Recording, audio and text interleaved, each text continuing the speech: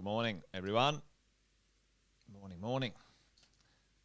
Welcome to another Wealth Coffee Chat. Good to see a bunch of you on. Kevin, as always, fast this morning on the live. Great to see you, mate. Sharon, Allison. Good to see you back from the Facebook wasteland of being banned or whatever happened. Stephen, Donna, Scott, morning to you. James, Anne, Simon, Jeanette, Joseph, Chris. We've got a good lineup this morning. Hey, great to see all of you on this morning. Thanks for joining. Another Wealth Coffee Chat. Jason Witten's my name. Most of you guys know that. I'll do some intros while we get the internet and the lives all warmed up here. Morning, Kylie. Been hosting a little Wealth Coffee Chat for quite a while now, where we get to hang out each morning around about 10 past 8 and talk about the world of residential, mostly property investing. That's what we do, buy and hold. This thing's a marathon, not a sprint. About idea of buy a good piece of real estate or multiple good pieces of real estate and own them for a reasonably long period of time to create some wealth and income for you in the future. That's what we're here about. This is what we get up to. Morning. Kylie, Bradley, Joseph, David, great to see you guys here this morning. If you're new, say hello. Let us know where you're dropping in from, where you're coming from. We've got plenty of people joining our programs for coaching and support. So let us know what's going on for you. Great to have you on this morning. Hey, this morning I wanted to talk about, maybe just reverse up a little bit, go through the process, the conversation about how we go about analysing how we go about buying our properties. Now, we're not going to dive deep down into the super detail this morning. We're going to sort of stay a little bit high-level strategy, but that's what we're going to do this morning, go through the 4 steps and some other maybe sub-steps in each one of those categories. So hang around for the conversation this morning. Should be quite useful. Hey, morning, Joseph. Morning, Bradley. Good to see you from Sydney and Mackay. Fantastic to have you along. Welcome. We do this every day, folks. Every work day, most days anyway, unless I'm sort of off doing a bit of travelling. And we usually hang around for about 15 to 20 minutes each morning just to keep the momentum going. Because, sometimes it's well worth touching base each day just to see how we're travelling along. Ashley, good morning to you. Hey, so let's dive into this. Let's talk about, let me see what's going on here. Oh, that works. Let's talk about the idea of the 4 large steps, or the 4 bigger concept steps when it comes to building our property portfolio. What I'm talking about today is the process we go through, how we rationalise where we're going to invest and what we're going to get up to. Looks like my internet's playing up again. It seems to play up literally every morning for about 20 seconds every time. But anyway, just let me know in the chat if it's still coming through. It looks like it's fixed itself up right now. But anyway, let me know if it's still coming through. If there's any issues, just give me a, yep, it's fine in the chat. But I'll keep charging along anyway. Ashley, Aaron, good to see you. So the 4 steps. Yep, thanks, Bradley. So 4 steps. Number 1, after we've decided that we want to become a property investor and so on, before we do anything, before we go and look at any properties, before we go look at anything that we are doing, what's the number 1 thing we must understand? We've decided, we've got goals, like we're going sort of, we've decided we're going to build our property portfolio. Don't worry about, that sort of stuff. We're now in the action steps of what we're up to, how we get down to and define and choose a property. What's the number 1 thing we need to know as a property investor before we go looking anywhere at anything? Chuck that in the chat if you think you might know. The number 1 thing before we, look at an area, a market, a property, whatever it might be, what is the thing we must know? It's a bit practical. You need someone else to help you out to work it out and find out. But we need to know that, boom, Sharon, all over it. one of our amazing coaches right there. Bradley, absolutely. Well, vacancy rate at some point, Joseph, but not much, not at the start. Yeah, boom, the financials. How much can you borrow? What is your ability to borrow? All right. Now, we call that a buying power and servicing, right? So there's two parts to this. You guys should know this or may know this. So what's the difference between buying power and servicing? Well, buying power equals the deposit that you have, right, expressed in a percentage for borrowing. What do I mean by that? Let's say right now that you have $100,000. You have $100K as a deposit, okay?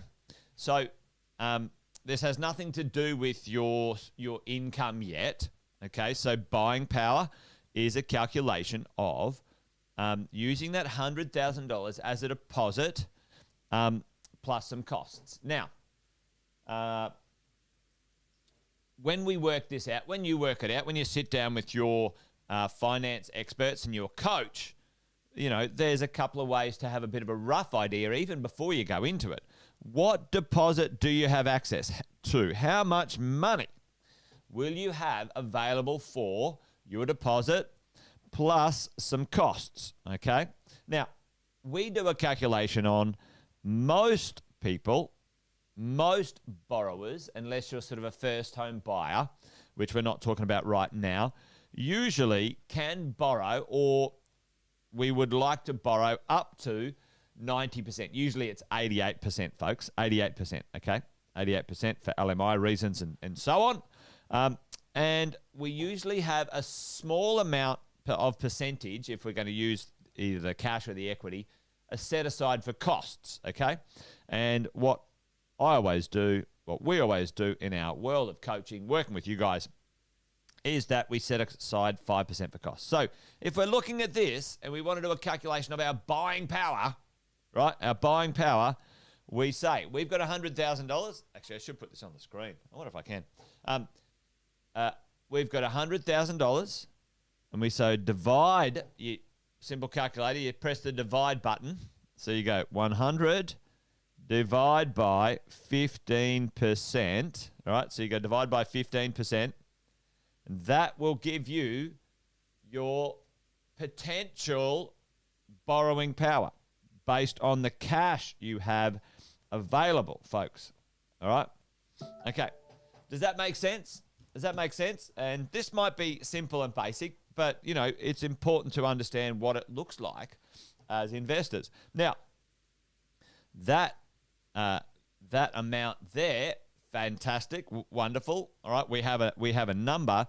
Now we've got to go. That's your 100K deposit, and now we've got to go to a lender, someone in the borrowing world, and say, I have, let's call it, 100K income. What can I borrow? Okay, and now that calculation is much more complicated. That calculation is called the serviceability or servicing. It depends on what other debts you have. It depends on the rental that you're getting from the property. This one's the complicated one. But potentially you have $666,000 worth of the deposit to be able to deploy into the market, right? That's what we've got. We need to check if we can match the deposit with our ability to borrow, right? Number one, that's a step. Now, there's obviously, I don't know about obviously. I'm going to move that down for me here. There's certainly more conversation to have in the world of finance in that space, but your ability to borrow. Number one thing, your ability to borrow. What is it? How do you work it out? And don't go shopping. Don't go around looking for a deal unless you know what that looks like. All right, that's a pretty important thing to understand. Number two, we know how much we can borrow. Let's say right now we've got the ability, and we're saying, all right, we've confirmed this. based on our income, based on our deposits, we can borrow, we can afford to buy with our deposit and some borrowing a $650,000 property. So we've got our budget, we've got our shopping range. What next, folks? What next? What do we do next? Well, the idea is that we check in on what marketplace we're going to go looking in. Now, market. A lot of people go, oh, now I'll go and have a look for a property. And it's like, oh, well, hang on. Why would we talk market, the marketplace? And I'm talking marketplace as in the different states, okay? Number one, or a little A here, the idea of a diversifying locations, okay? Number two, well, it used to be the land tax conversation, but places like Queensland are starting to have a little dig at that one. So, what market? Where are you already? Let's say, there's some changes in legislation. Yep. Let's say you already have property in Sydney. The idea of diversifying, you might look to Queensland, Victoria, ACT, maybe WA. We do that specifically to keep our portfolio a little bit diverse, and also, some of the costs and other things associated with that. Sometimes you can seek a better rental yield in one of those locations. Sometimes the idea of that market and location will, for $650,000, you can buy a different type of property, or you can easily buy a better location. Okay, so diversifying, and you can have a better quality, of property. Either a better type, let's say, or a better location. And we'll talk about that in a minute. So we got the market. So let's say up here, we've already got a property in New South Wales. We're going to choose, QLD. Okay, that makes it simple. So we've got our buying power. We're looking at a market for a few reasons. Okay, and then the third part is, how do we look at like an area that we might want to deploy into, right? So some of you guys might have seen this before when it comes to choosing an area and or like a property type. And sometimes this sort of area / property type can be, it sort of happens at the same time. So number 3 and number 4, you have sort of an area / suburb, right? Combined with a kind of property type, right? So they're kind of like interchangeable when we're getting to this point, right? We've chosen Queensland, we've got a budget, we like the idea, we like the area. What is going to help us in this sort of space? I've got this little thing here. Some of you guys might have seen this before as well, and I'll show you something in a minute what Sam and the team do. That's a bit blurry, isn't it? Can you guys see that very well? Can you read that? How do we go about, choosing the type of deal, when we're talking, that's not only property type, but it's a type of deal, right? Off the plan, delayed settlement, a land bank. Do you get discounts? Do you look at some other incentives? Do you get a land and build? Do you knock down and rebuild an old thing? Do you amalgamate something? Do you get involved in the joint ventures? Do you want to do a DIY development, renovation, a subdivision? The type of deal as well, as you go along. So these things are pretty detailed when we're dropping down into choosing the deal. But if we're talking right now, area, suburb, combined with type of property, how do we go about analysing that, right? So let's just do a quick analysis here for different places at the moment, right? So let's use Queensland, let's use Victoria, and let's use New South Wales. To be honest, let's change that to Bris. That's Brizzy. Oh, that meant to look like Brisbane. Brisbane, Melbourne, and Sid. Okay, and this is sort of like, now, if we want to choose a house, a townhouse, and then apartment, okay, what would it look like? Remember, what's our budget? Our budget is $650, okay, and for many of us, we're like, all right, I would like a location that's appropriate with infrastructure and so on. But then how does that work when we have a look at this? Let's have a look at the distance from the city for a house. Let's have a look at a house for Brisbane. How far from the city of Brisbane do you need in these rings, folks? Put that there in the chat for me right now. How far from the city of Brisbane do these rings go when it comes to, can I buy a house in Brisbane for $650, and where would I buy it? Chuck that in the chat if you think you know, and we can do the same mathematics on. Yep, absolutely. Yeah, there we go. Oh, I'm going to change that colour. So when we're looking at Brizzy, yes, I agree with you, Stephen. Right out here, you're looking at a house in the 20 to 45. Now, Hardick, the 10 to 20K from Brisbane, yeah, you're not getting it anymore. We used to, probably a year ago, 2 years ago, be able to get that 650 inside that 10 to 20 kilometre ring.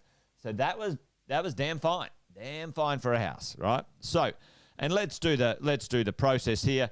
You can see how this, you can see how this works. A townhouse you can get in this range as well. Brisbane's a funny one at the moment for townhouses. There's some legislation changes up there that have made townhouses a bit less attractive to get.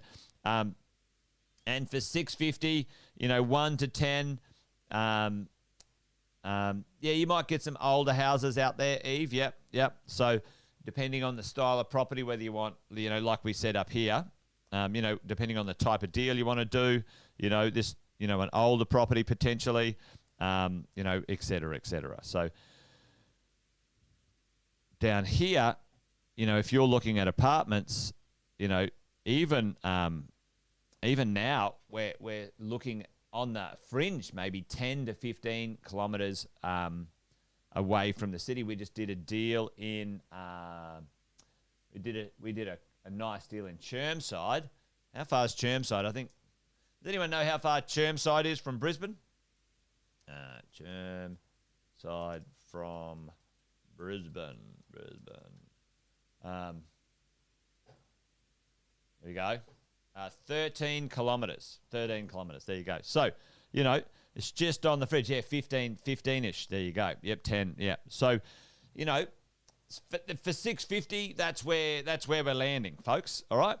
So, this is the type of conversation and process we go through when we're choosing to build our portfolio and how we go about it, right? If we did Sydney, where are you going to go for 650? Where are you going to go for 650 in a house in Sydney, folks? Anyone? Oh, gee, I tell you. I don't even think, well, it's certainly way out here somewhere. It's way out here. That's where a house is for Sydney, It's way more than 45K. That is for sure. That's for sure. As you go along, I don't think you're going to get much in the way of Sydney out there, way. Alison, you're dead right. You go to Newcastle. Actually, you've got to go all the way. Not even Newcastle, Marcus. you're probably going to the Hunter Valley. You're going out that way. Melbourne, you can certainly get, on the fringe of the city, 30 to 45K houses. We've done some stuff in Point Cook, which are smaller houses, but still freestanding houses, depending on what you're up to, depending on what you get. So, this is the conversation you have with yourself, team, when you're building your portfolio, right? What type of property am I going to get? I've done my buying power. I know my ability to borrow. It's 650-ish. That's my number. Where am I going to buy? I'm going to choose Queensland. Am I choosing Victoria? Am I choosing the ACT? And then the area and the suburb, they are kind of interchangeable because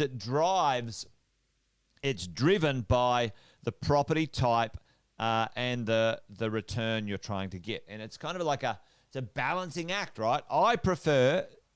My preference is to get closer to the infrastructure that I want. And it's not necessarily the city, right, folks? It's not necessarily the city. What is good infrastructure? Sam talks about it all the time. The green belt, that's, your third space, employment hubs, medical, commercial, CBD employment hubs, those things, maybe it's an Airbnb location, maybe it is the city because you like that, those sorts of things as we're going along. So 4 steps. Obviously, there's lots of due diligence. Somebody mentioned before, vacancy rates and all sorts of stuff. Yes, once you get sort of down to the area, you absolutely should check in on vacancy rates. There's a couple of websites we use often, which is SQM Research, Microburbs, Walk Score. Check in on those things so you know what you're getting yourself in for, right, folks, as we go along. Okay, so hopefully that was useful. One thing I want to remind you is certainly don't get too overwhelmed with analysis paralysis, right? You can get too carried away with trying to pick the perfect property. There's no such thing, folks. There's no such thing. For most of us, unless you're a really active investor, right? If you are searching out active investments, things like renovations, things like subdivisions, things like, you're going to actively push the value or actively do something to the real estate, then you need to do more analysis on those types of deals because the outcome is time-bound and specific and you want something to occur, where a medium to long-term buy and hold property portfolio has less immediate need to be perfect. And there's no such thing as perfect. I've already said that. But you buy a good property in a good area and you hold it for basically forever. Buy well, never sell is my catch cry. You guys know that. But, the idea is a good property purchased is better than a perfect property waited for that never occurs. I've got so many people who waited, the longer you own it, the more perfect the property becomes, as far as I'm concerned. If you owned it 50 years, it's absolutely amazing. If you looked after it, obviously. And so many people wait, around. And I've still got we still see people waiting. Oh, I'll wait. I'm like, what are you waiting for? What are you waiting for?